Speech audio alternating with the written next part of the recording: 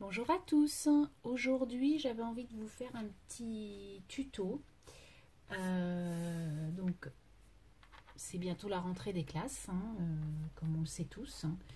Et au départ je voulais faire un défi sur mon, enfin un échange sur mon groupe Facebook par rapport à l'Embellition Box. Je vois que en fait, donc j'ai eu l'idée au mois de juillet, j'en ai même parlé à certaines abonnées. Je m'aperçois que voilà, ça va être le défi sur beaucoup de chaînes, donc du coup je vais changer mon fusil d'épaule et j'avais envie de faire un défi créer, en fait je voudrais que vous créez quelque chose pour la rentrée scolaire. Alors ça peut être un embellissement de cahier, ça peut être un crayon altéré. Et donc j'avais envie de vous présenter, alors je l'ai vu sur aucune chaîne, j'ai fouillé sur Pinterest, j'ai fouillé sur YouTube et je l'ai vu sur aucune chaîne pour m'aider, donc je l'ai fait toute seule. J'ai fait une pochette à élastique, voilà, rien de plus compliqué. Donc une pochette comme ça, toute simple, avec du papier d'action, des petits œillets, du truc à élastique. Alors c'est un prototype, donc voilà. On l'ouvre et vous avez votre petite pochette comme ça où vous pouvez mettre des petits goodies, une petite carte, etc. Donc j'ai trouvé ça sympa pour un échange, ça peut changer. Donc j'ai voulu en faire un autre, je vais vous faire voir un petit peu l'autre que j'ai fait, donc plus shabby, avec un note comme ça en plâtre, là, enfin en pâte autodurcissante. Et donc pareil, alors il est un peu abîmé, comme vous pouvez voir, c'est vraiment un prototype, j'ai mal collé, il est pas. Mais bon, c'est une pochette quand même. Donc après je vais l'habiller pour qu'on ne voit pas toutes ces imperfections. Et donc une petite pochette comme celle-ci, avec un nœud qui s'attache. Voilà, on le ferme en nœud. Hop, et le tour est joué, donc une petite pochette. Donc vous avez le choix entre ces deux-là. Aujourd'hui, donc celle-ci, c'est exactement la même base que ça, sauf que là, on a des élastiques et là, on ferme par un ruban. C'est tout. Donc, il y aura double épaisseur, alors que là, il n'y a qu'une épaisseur. Donc, on y va. Donc, il vous faudra un rectangle de papier de 30 par 20 cm. Donc, j'ai choisi ce papier-là. Donc, 30 par 20 cm. Il vous faudra, pour les abattants à l'intérieur, il vous faudra 3 petits carrés, enfin 3 petits rectangles, pardon. Donc, je crois que c'est 5,5, ouais, 5,5 par 19,5. Et là, ils sont un petit peu plus petits, donc c'est 4,5 par 13,5. Voilà. Donc, tout simplement, cette petite pochette, enfin, ce petit, ça c'est la base de notre pochette, donc on va venir la plier en deux. Alors, rien ne vous empêche de la plier en, comment dire, de faire en fait, si vous voulez, deux petits traits pour qu'il y ait plus de consistance à l'intérieur. Moi, je vais la faire simple, ou alors sinon on peut la faire, attendez. Donc je vais prendre ça et je vais prendre mon plioir qui est là. Donc comme elle fait 30, donc la moitié c'est 15. Donc à ce moment-là, pourquoi pas faire 14,8 et 15,2. À ce moment-là, on peut faire ça pour qu'il y ait un tout petit peu 4 mm d'épaisseur pour pouvoir mettre un petit peu plus de choses dedans. Alors on y va. Donc on va faire 14,8. Oh, ça va peut-être faire un peu beaucoup. Non, je vais faire que 2 mm, ça suffira. Donc on va faire 14,9 et 15,1. Après, c'est vous qui voyez, si vous voulez faire de la profondeur ou pas. Enfin, de l'épaisseur. Voilà, donc j'ai fait mes deux petits traits, vous les voyez, oui. Donc maintenant, je vais les plier, tout simplement. Hop. Donc, on plie le premier et le deuxième. Donc Donc voilà, ça fait une petite marge quand même pour pouvoir mettre, si on veut, des petites épaisseurs, des petits puffy, des petites choses comme ça à l'intérieur. Voilà.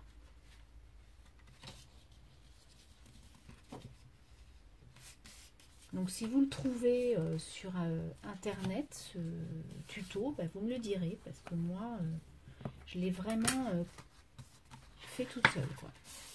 Voilà, donc ça vous fait une petite épaisseur, une toute petite tranche de 2 mm, vous voyez, il n'y a rien de... Donc maintenant, je vais venir arrondir mes angles pour que ça fasse plus joli, parce que les pochettes généralement sont arrondies. Alors on y va. La deuxième. Voilà. Donc on a notre base, tout simplement. Ensuite, alors là, vous avez vu, c'était un papier à double recto verso, quoi. Donc du coup, bah voilà, ça rendait pas mal, hein, aussi en double truc. Mais bon, là j'avais envie de faire ce papier, donc il est blanc à l'intérieur et en plus on pourra peut-être mettre un texte ou quelque chose sur la rentrée scolaire. Ou même à ce moment-là, ça peut être le support de votre... écrire quelque chose, un petit mot pour la personne à qui vous l'échangerez. Donc ensuite, on va venir mettre nos petites bandes. Donc tout simplement, nos petites bandes, on va venir... Alors j'ai de la colle dessus. Bon, c'est pas grave. Donc je vais venir faire un pli à 1 cm. Voilà. Donc à 1 cm, je fais un pli sur toutes mes bandes. Dans la longueur, hein, bien sûr. Donc 1 cm. 1 cm.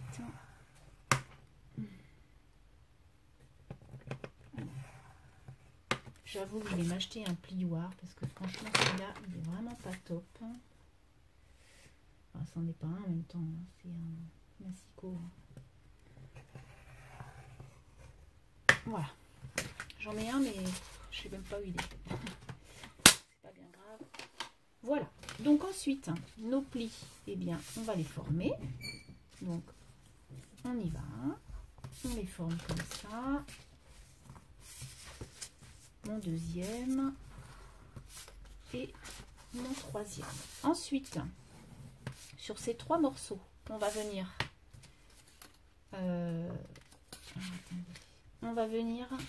arrondir les angles aussi, tous les angles.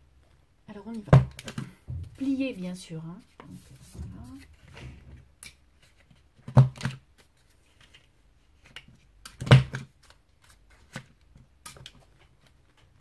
voilà. Donc la première bande, la deuxième,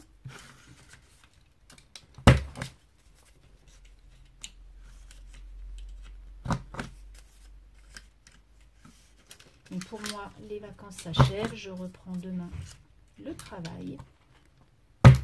Quand vous aurez le tuto en ligne, je reprendrai le boulot. Ça y est, ça y est. Bon, j'ai pas fait grand chose. Je voulais faire plein de choses, j'avais plein d'idées. Et puis en fait, je me suis reposée, c'est déjà pas mal. Voilà, puis j'ai fait quand même des bricoles, hein, mais bon. On a toujours plein de projets en vacances, mais quand on part pas, eh bien, on fait des choses à la maison. Ce qui des fois est un peu pénible parce que bah, du coup, nos journées sont un peu... on se dit, oh, il est déjà cette heure-là. Alors c'est vrai qu'on a fait des choses à la maison, mais...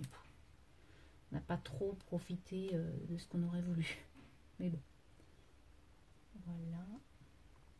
La semaine prochaine, je reprends le travail. Mon mari est encore en vacances et il va nous peindre la salle à manger. Remettre un petit coup de frais, un petit coup de blanc. Moi, j'aime bien le blanc sur les murs. Donc, on repeint en blanc les murs et tout ce qui est boiserie, donc les portes. J'ai une petite poutre aussi. Dans mon entrée, j'ai ma cage d'escalier. Donc ça sera en gris souris. Voilà. 2 couleurs basiques qui vont partout et qui s'agrémentent avec tous les meubles. Truc simple, quoi. Voilà. Donc ça va être un peu le chantier, mais bon, comme je suis pas là, que je travaille, c'est pas grave. Donc je coupe mon surplus de double face. Voilà. Et je vais venir coller mon double face tout simplement sur ma page. Alors si vous avez un dessin, mettez-le bien à l'endroit avant de coller votre premier jet. Voilà. Attendez. Hop. Voilà pour le premier battant. Et donc on va faire venir la même chose pour les deux autres. Alors après, j'aurais pu prendre le même papier, hein. Moi j'ai pris noir, mais au début je voulais mettre le même papier, puis j'ai dit non, je vais prendre noir. J'ai envie de changer parce qu'en fait je vais prendre de l'élastique noir pour venir fermer. Donc du coup je me suis dit ça mariera peut-être un peu mieux, un petit peu mieux les choses. Donc ce que je vais faire, c'est que je vais coller et je reviens comme ça. Il y aura moins de, ça sera mieux. Voilà, donc ma pochette est finie, les battants à l'intérieur sont finis. Donc ça se présente comme ça. Voilà, donc rien de plus facile, hein, vous avez vu. On met notre double face sur 1 cm, on découpe, on colle et on fait la même chose sur ces deux-là. Voilà, donc là il y a toujours un petit peu de colle. Ensuite, on va venir faire nos petits trous pour mettre nos élastiques. Alors,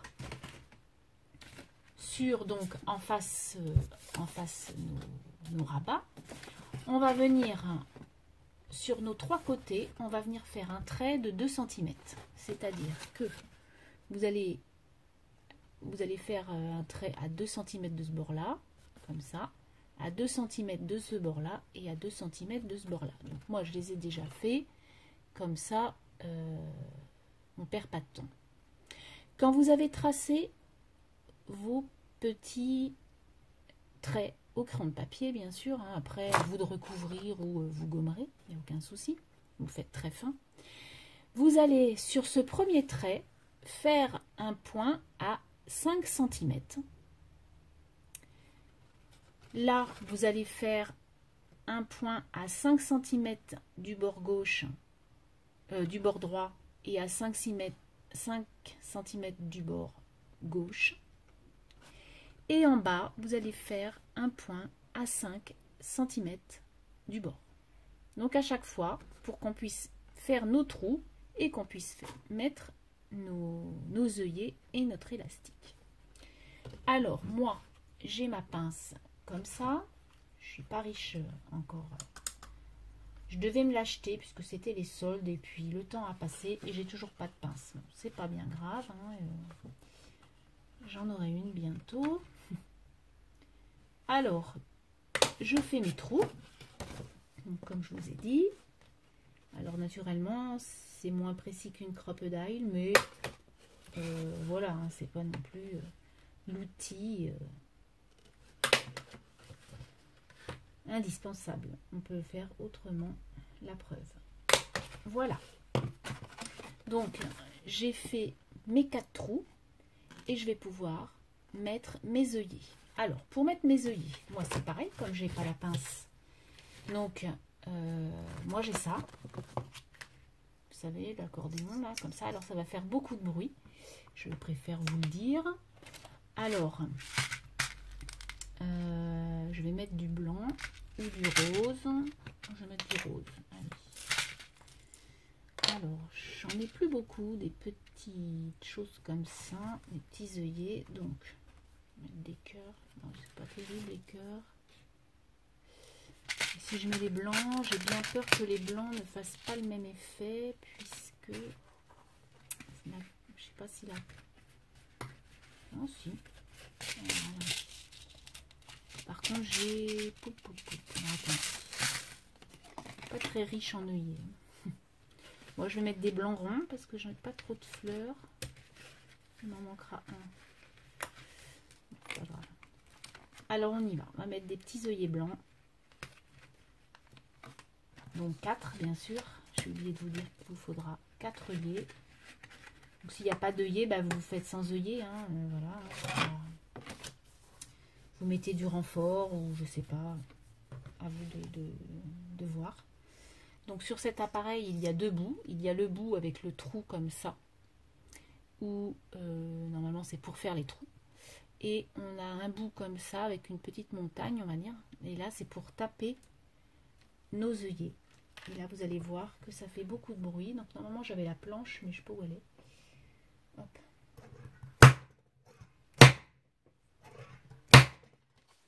Et voilà, l'œillet est mis. Donc 1.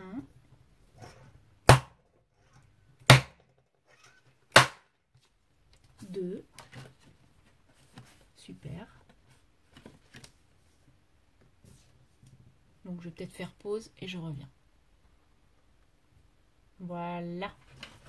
Donc j'ai fait, comme vous pouvez voir, mes œillets. Voilà. Et voilà. Donc mes 4 œillets sont mis. Donc maintenant on va mettre le petit élastique. Alors pour ceci, on va faire un double nœud. Ou alors vous pouvez le taper avec votre œillet. J'ai encore oublié, j'aurais dû le faire. En fait, vous le mettez autour et puis ça pince avec votre œillet. Il va pincer en fait votre corde. C'est pas grave. Donc moi, ce que je fais, c'est que je mets ma ficelle dans le premier trou. Donc je vois si ça passe pas. Donc c'est bon. Après, rien ne vous empêche de mettre de la colle et tout ça hein, pour que ça tienne. Ensuite, on revient dans le deuxième trou. Hop. Ensuite, dans celui-ci. Et dans le dernier. Voilà. Alors, pas trop...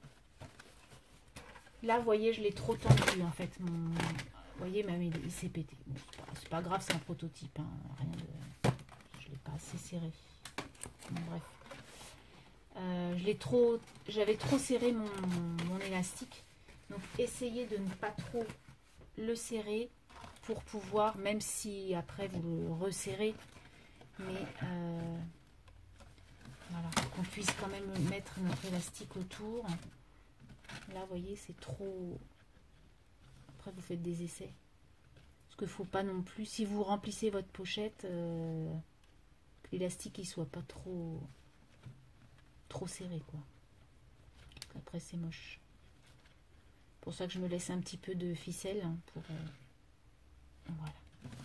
Alors, voyons voir ce que ça donne. Ah, bah, super. Ah non, vous voyez, c'est encore trop serré. Donc, je recommence. C'est pas grave. Donc là, comme je vais pas... Voilà. Quand il n'y a qu'un nœud, on peut le mettre.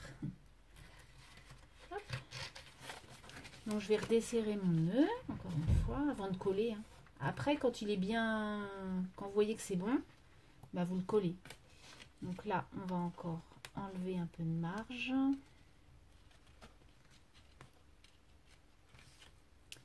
Là-dessus, je suis pas... Ah, puis en plus, c'est de l'élastique noir. Alors, voilà. Pourtant, il fait soleil aujourd'hui. Ça y est, le soleil est revenu. Il s'était caché pendant une journée. Hier, samedi, on a eu un peu gris. Ça faisait bien longtemps. Et puis là, ça y est. Le soleil est revenu. On est content. Et puis la semaine prochaine, il fait encore 35 degrés. Donc, vous voyez, pour la rentrée, c'est sympa. Alors, on va réessayer. Hop. Un peu de marge. Voilà, impeccable. Voilà. Voilà. Votre pochette est terminée. Et voilà ce que ça donne. Donc moi j'ai trouvé ça sympa pour une rentrée des classes, faire une petite pochette. Alors après les petits trous, vous pouvez plus les espacer, hein, c'est à vous de voir. Moi, je l'ai fait comme ça. Je trouve que c'est déjà pas mal. Ah, attendez.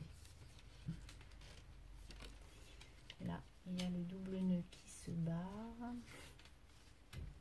Et puis après, bah, vous comment